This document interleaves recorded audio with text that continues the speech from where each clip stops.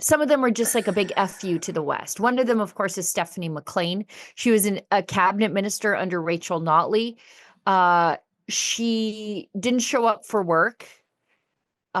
She wrote all of her leave of absence, sick day sort of things in advance.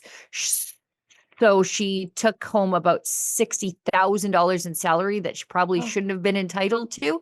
Then she cut out the middleman, of course, being Jagmeet Singh, and ran directly for the Liberals in BC and won, which is a big screw you to Alberta. And then, of course, Natalie Provost being appointed Secretary of State to Nature, which is an odd phrase to say out loud. Secretary of State to Nature, she's Carney's gun grabber from Poly-Sesouvian. So she's the Secretary of State of Nature, while she has spent her entire lobbyist career going after actual conservationists, the people who keep our wildlife populations stable while simultaneously feeding their families. This sounds like another recipe for disaster. Yeah, and I like how they say that there's 24 new names, but they are all part of the same greasy, corrupt club. So they're bringing in a whole new slate of people that we get to investigate. And the more we investigate and the more we dig into their histories, the more corrupt and backwards they seem to be. Wayne Long, Mandy Gall Masty, Joelle Lightbound, Gregor Robertson. The more we dig into these people, the more drama we're gonna dig up on them. Anita Anand takes over for Foreign Affairs from Melanie Joly, who heads over to Industry. She's going to be the Minister of Industry. David McGuinty takes over on National Defense, replacing Bill Blair. David McGuinty's National Defense is a funny pick.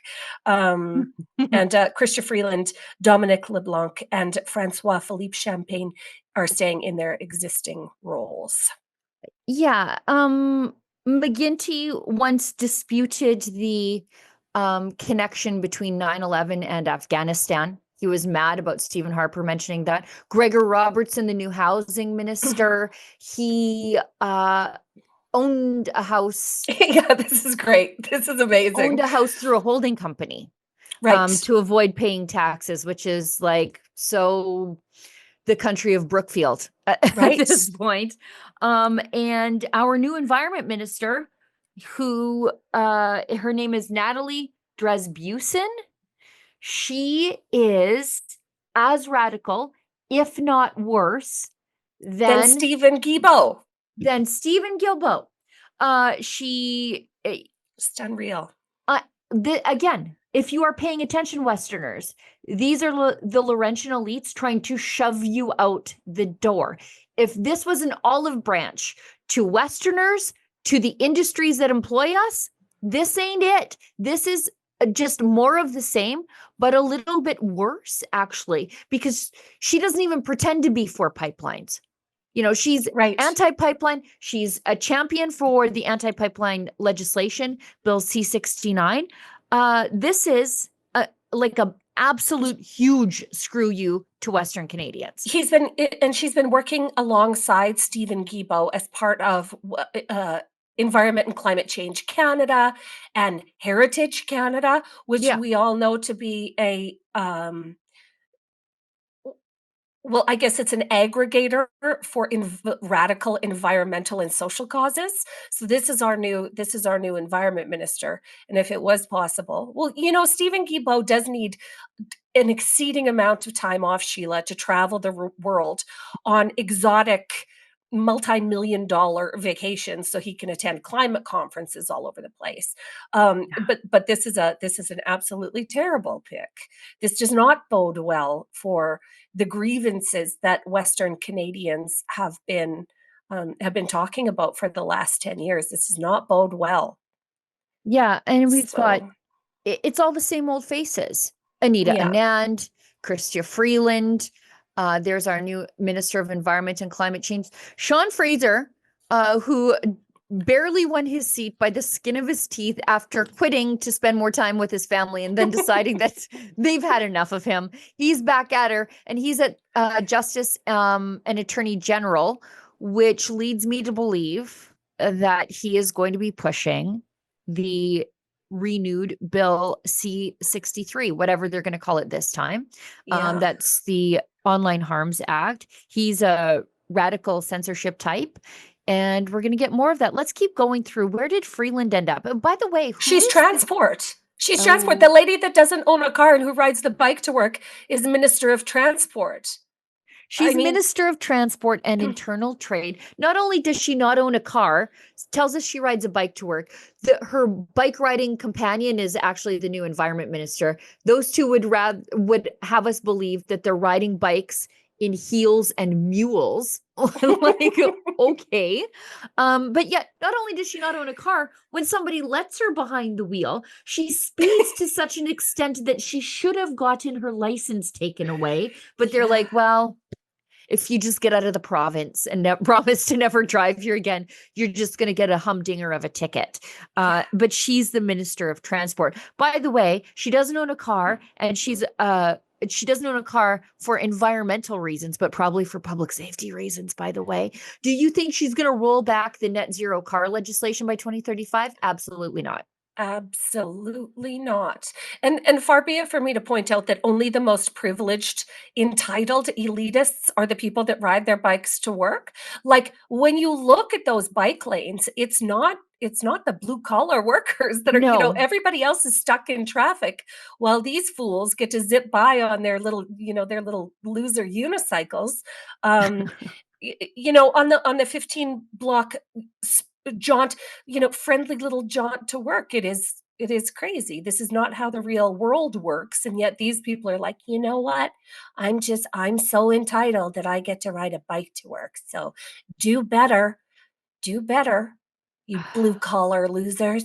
That's what they think of us.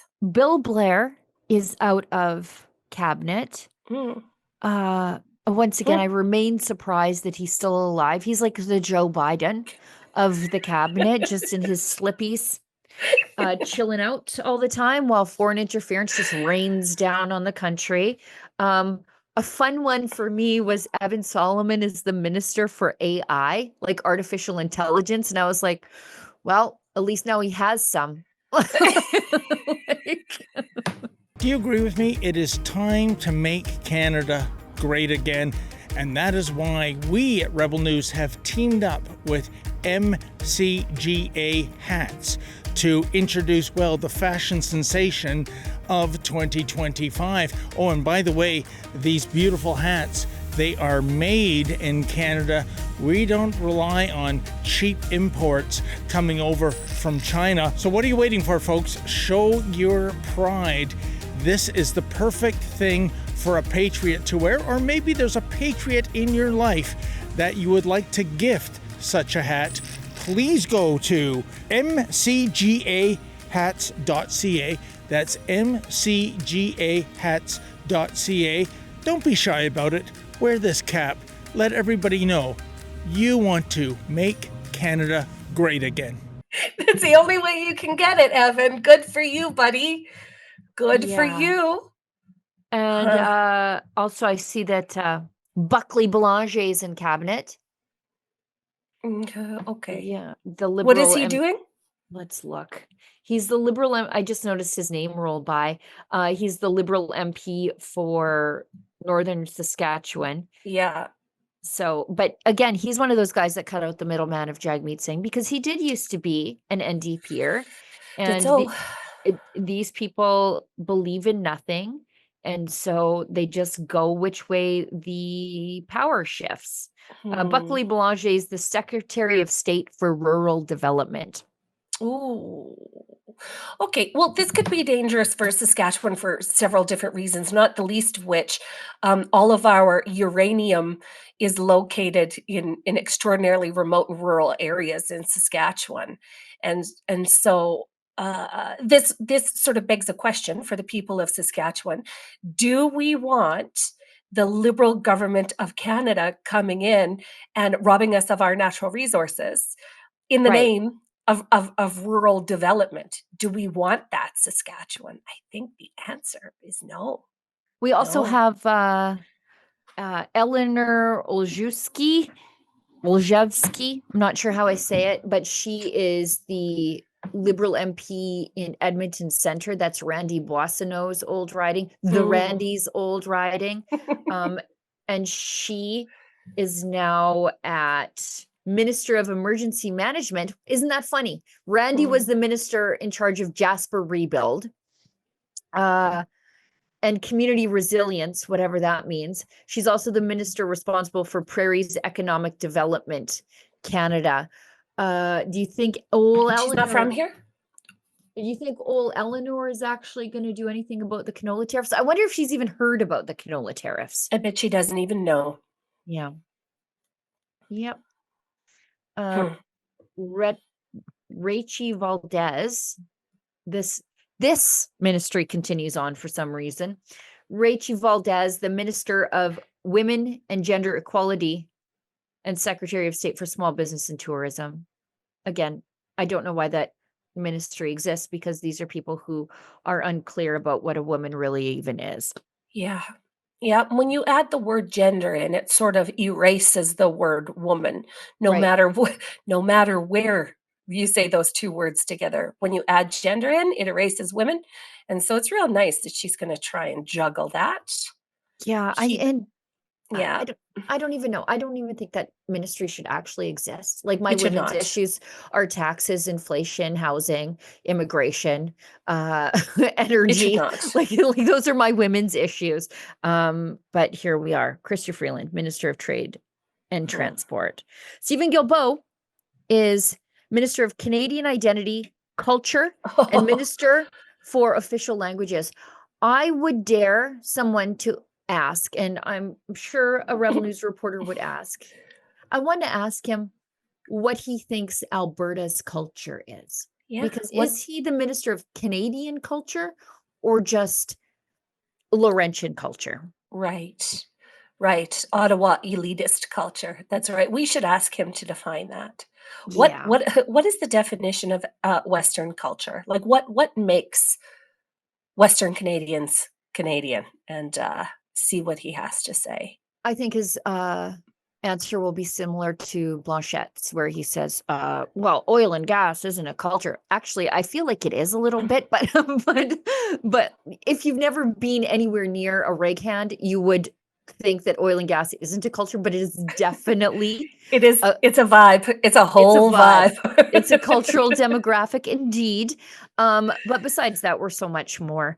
Let's skip ahead. And we will continue to dig. I will continue to dig through the social media statements of all of our new cabinet ministers and show you some of their greatest hits in the days to come. Now, we've got a Natalie Provost from Police Souviant, a lobbyist gun grabber who quit Trudeau's gun grabbing panel because it wasn't moving fast enough. Now she's in Carney's cabinet. What do you think that means for firearms owners now? Well, the gun grabbers already know. They're already making their demands. Natalie Provost's old organization, Police Souviant, urges Prime Minister Carney to ensure timely delivery on firearms commitments. And those timely deliveries are taking from us at least 2,500 varieties of what the government has determined to be assault-style firearms, which include a 410 bird gun and I believe a coffee brand at one point. So these are the real brightest people in the room making these decisions. While gangs and drug traffickers and human traffickers and super labs proliferate across the country, these people are going to spend billions or try to spend billions to buy back guns that were never theirs from people who haven't committed any crimes. Well, from people who are unwilling to sell them. Here's the thing. There's no lineup of legal gun owners who are saying, please, federal government, please intervene on my own behalf. Take them. Just take them all.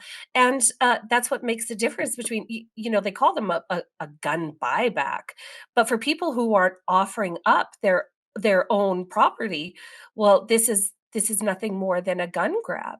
Thank God that in Saskatchewan we have our own firearms commissioner, I guess. And Officer, the CFO, we've got one too. Yeah, in Alberta and Saskatchewan. So there's a little bit of a safety zone between legal gun owners in Saskatchewan and Alberta. But for across the rest of the country, have fun just giving up your personal property to the government for pennies on the dollar. While they spend billions of dollars administering this on a federal level. We know the federal government, whenever they undertake one of these initiatives, it never comes cheap, never ever. This is going to cost us billions of dollars with very, very little in the way of results. I suspect zero in the way of results, and it's going to balloon in costs as if it'll ever. Well, I don't know. I wouldn't put it past these liberals, but it might not be my problem if Alberta keeps going the way it is. They don't even know how many of these firearms are still in the country, or if they're in the country, how many of them there are. They cannot get a proper count on an SKS because they plan to move them from unregistered to restrict or prohibit it. Sorry. So if they were never registered, how do you even know? How do you even guess? How do you even guess? You have no inventory of you have no active or reliable or accurate inventory. They're just expecting legal gun owners to show up and hand over their property. That's what they're expecting to happen. And what's crazy is, this was all driven by the Equal Polytechnic shooting in 1989, where it's obvious to anybody that knows how these things work. If any one of the men in that room was carrying a firearm, that would not have happened. I mean, the shooter would have been down fast. And so those 14 women that were killed in 1989 were killed because we had such prohibitive gun laws even then. And so this is just crazy. Let us not forgive the men who left that room either. Well, maybe you want to forgive them, but I don't forget that they left the room in a complete inversion of the rules that have moved society forward for millennia. That men are the best protectors of women. Women are the best protectors of children. The men were ordered to leave that room. And they did. And they did. We've got some breaking news. Us keeping our promise to you. We said we would dig down in who and what was just appointed to cabinet. And wouldn't you know, we should be so very, very glad that our World Economic Forum Prime Minister has appointed a World Economic Forum young global leader as our brand new Justice Minister. How do you think this is going to shake out? This is Sean Fraser from 2022 saying that he appreciates the award from the World Economic Forum, that it has bestowed upon him, I should say. He's one of 109 young global leaders the forum has recognized this year and around the world who are under the age of 40. Anyway, congratulations, Canada. What did we do? Oh, hey, don't blame us. What did we do? What did the rest of you do? Let's face it, Canada's economy isn't heading in the right direction. Inflation's eating away your savings, and government debt is out of control. No politician is going to fix that overnight. With Guildhall Wealth, you can hold real physical gold and silver inside your RRSP. It's a time-tested way to protect your retirement and take back control of your wealth. Call 1-877-8-SILVER or visit guildhallwealth.com/rebel to request your free investor kit. And hey, make sure to mention Rebel News.